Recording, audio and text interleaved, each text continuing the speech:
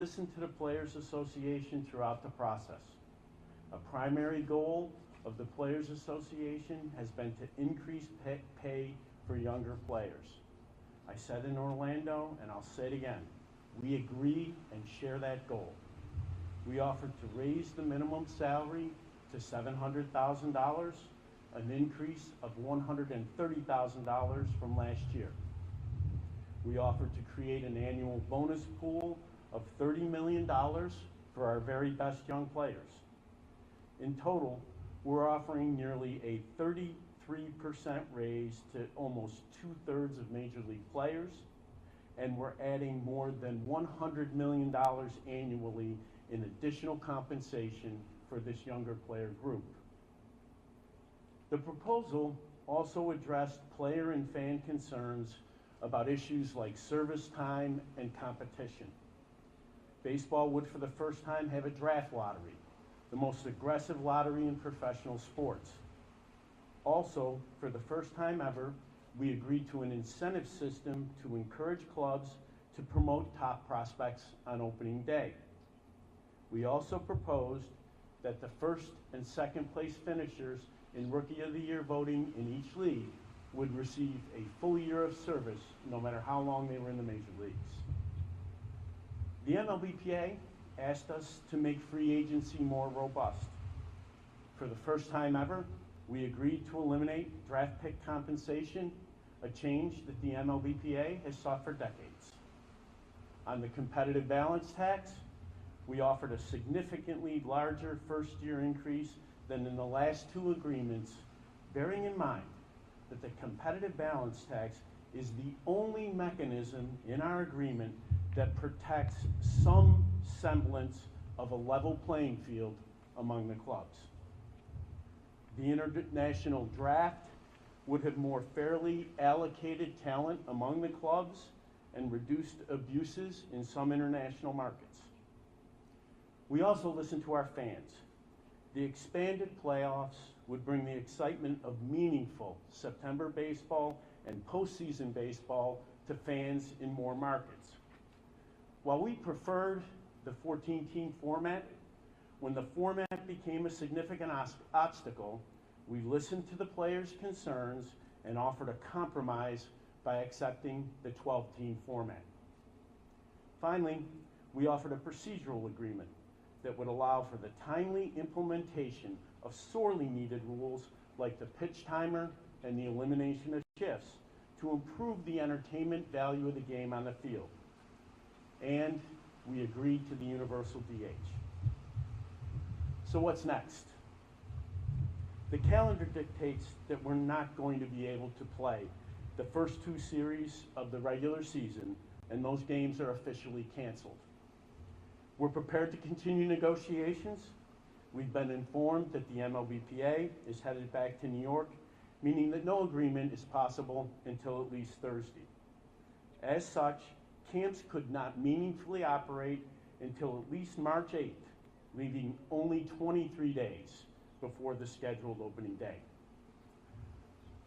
The clubs and our owners fully understand just how important it is to our millions of fans that we get the game on the field as soon as possible. To that end, we want a bargain and we want an agreement with the Players Association as quickly as possible.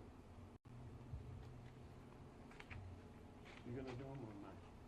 Okay, Hannah. I got two, so like the first one. Well, you only get one. Well, I'm gonna try it for a second.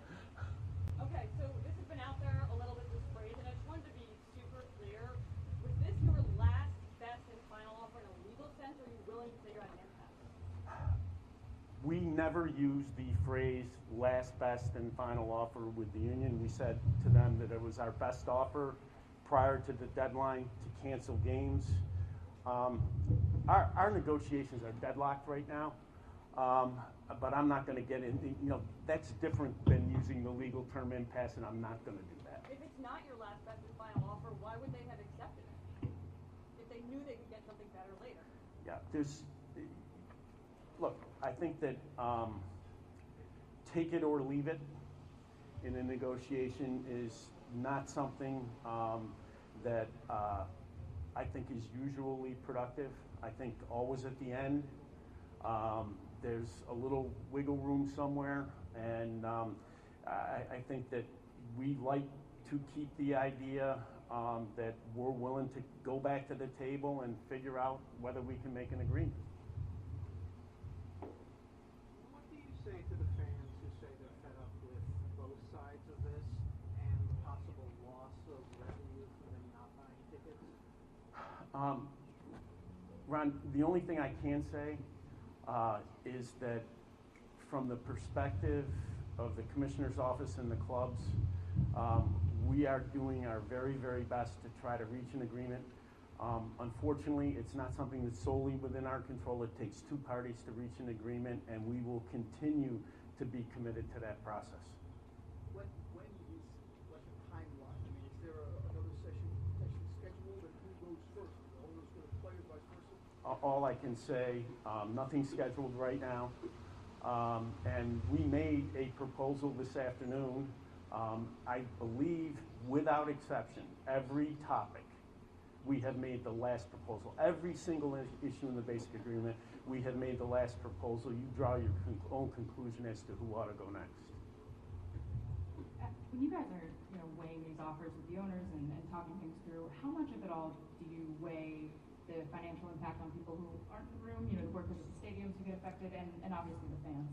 Yeah, look, I think that the concern about our fans is at the very top of our consideration list, followed closely by places like where we're standing, where people's livelihood depends on baseball, spring training baseball, and certainly an important part of the calculus for us and for our owners.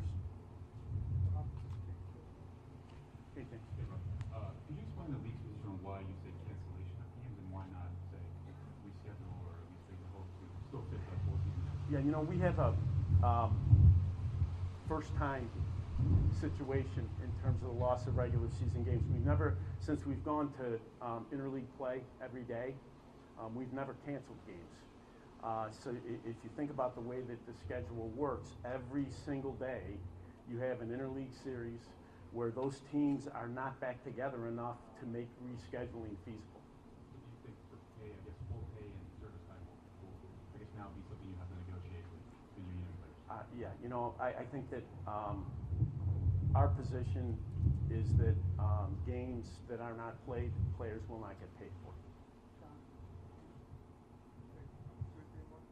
John. Rob, obviously there were some good things in the deal for the players, including over a 20% rise for the minimum players, the minimum paid players. However, the CBT, how do you explain, it was $210 million, right? So you're raising it to $220 million. That's less than a 5% rise, and then it's repeated the next subsequent years at $220 million. So it's basically only a 5% rise over 3 years. They would tell you that inflation is up 7% now.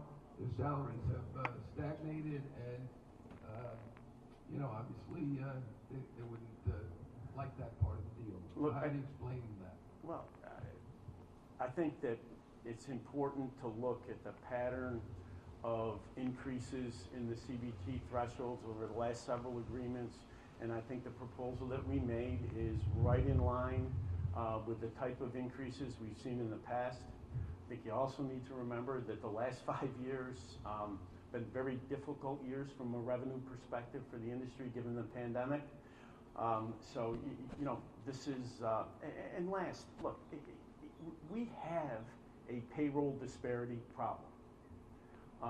And to weaken the only mechanism in the agreement that's designed to promote some semblance of competitive balance is just something that I don't think the club group is prepared to do right now. Look, I know where the clubs are. I know they are 100% behind the proposal that was made and the decision to cancel games given where we are in the negotiation. Hey, Bob. Rob, there was some progress made. We kind of made a deadline these last couple of days. Is there any thoughts about having another deadline in the near future? Look, we're in the process of, we went through a really long 9 or 10 days. We had a really late night last night, and not a particularly productive day today. We need to regroup and figure out how we're going to move the process forward. That's the best I can do for you. Hey Rob, understanding that deadlines create urgency, you locked out the players to jumpstart the negotiations. It feels like real bargaining went on just in the last 24 to 36 hours. I'm sure people are wondering why not over the last three months or even longer to get to a point where you're not necessarily canceling games because there's some momentum here. Yeah, I think the best answer to that question is the last 10 days. We've been here, ready to bargain, full committees, owners, players for 10 days, and it got going 2 days before the deadline. That's the best explanation I can give you. Rob, is the sport in a more perilous position now than it was in 94, 95 because of the number of entertainment options that are out there, how easy it is for people to turn to a Netflix or anything on their cell phone?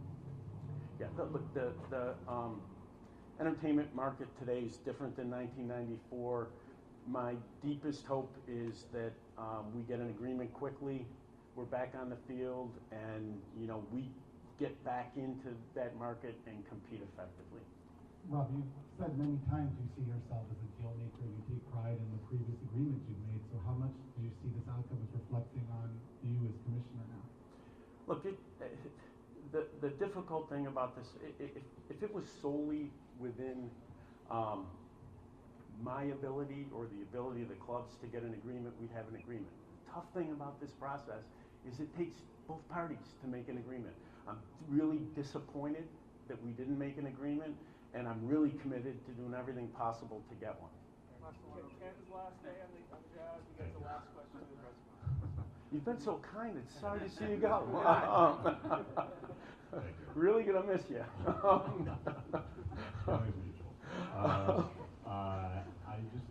You could argue that this is not a surprise when you look at the developments of the past 5 years. Really, since shortly after that, 2016 CBA, there's been a lot of chatter on their side. I'm wondering if you regret having done, understanding it takes both sides, regret not having done more on your side to try to avoid this disaster. Yeah, look, what I would say, Ken, is we did take a stab at some early negotiations. Throughout the 5-year period, there was a lot of rhetoric about dissatisfaction with the deal that they made. A lot of the rhetoric was negative with respect to clubs, the commissioner's office, me. That environment someone else created. And it's an environment in which it's tough to build bridges. All right, thanks everybody. Thank you.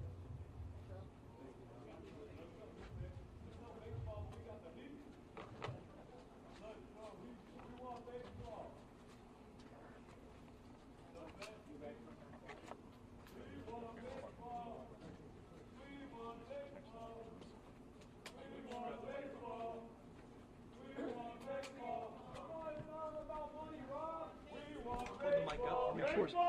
Can you get those fans back there if they stay there? Yeah, he's turning around. So maybe not right now. Just a lot. Give me your phone to call. All right, give me.